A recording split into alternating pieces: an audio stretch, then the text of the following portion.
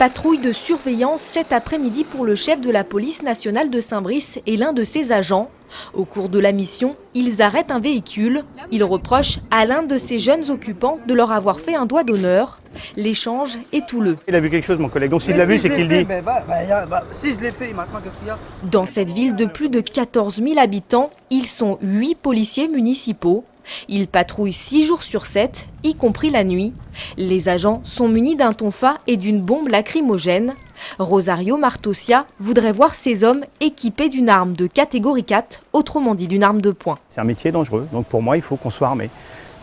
C'est pas un métier plaisant, la preuve. Quand vous devez intervenir sur des bandes armées ou des jeunes qui sont violents, sur un simple contrôle comme ça, qui vous dit que dans l'intérieur, il n'y a pas quelqu'un qui est armé. Cette volonté est partagée par le maire UMP de Saint-Brice.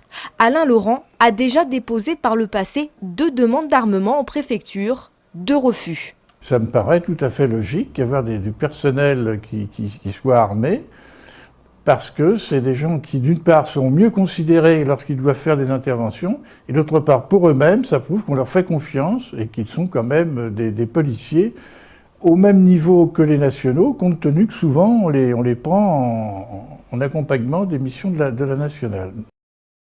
Armer les policiers municipaux, c'est l'une des batailles des syndicats.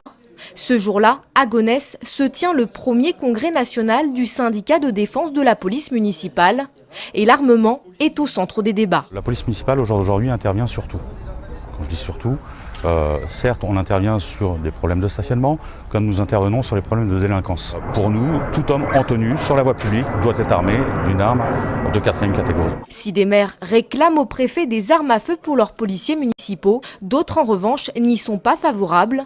C'est le cas du député maire PS de Gonesse qui accueille ce premier congrès. Jean-Pierre Blasi préférerait que les effectifs de la police nationale soient renforcés. La question aujourd'hui, c'est qu'il faut retrouver un équilibre, il faut retrouver une complémentarité, il faut retrouver une police nationale de proximité qui assure la sécurité publique, qui est armée, et puis une police municipale qui assure des missions en complémentarité, mais qui ne peut pas être exposée autant au risque que la police nationale.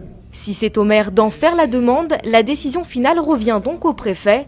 Contrairement à son prédécesseur, Paul-Henri Maccioni, qui ne souhaitait pas armer les policiers municipaux du département, Jean-Luc Nevache, lui, se dit ouvert. Il étudiera les demandes au cas par cas. La décision que je prendrai, elle tiendra compte des missions qui sont confiées à la police municipale, des conditions d'emploi.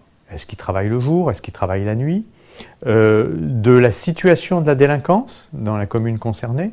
Est-ce que par exemple on est dans une zone de sécurité prioritaire? Est-ce qu'on est dans une zone où il y a de forts cambriolages ou beaucoup de vols avec violence? Pour le moment, un seul dossier est entre les mains du préfet, celui de la communauté d'agglomération Roissy-Port-de-France. La commune de Saint-Brice, elle, envisage de faire une nouvelle requête.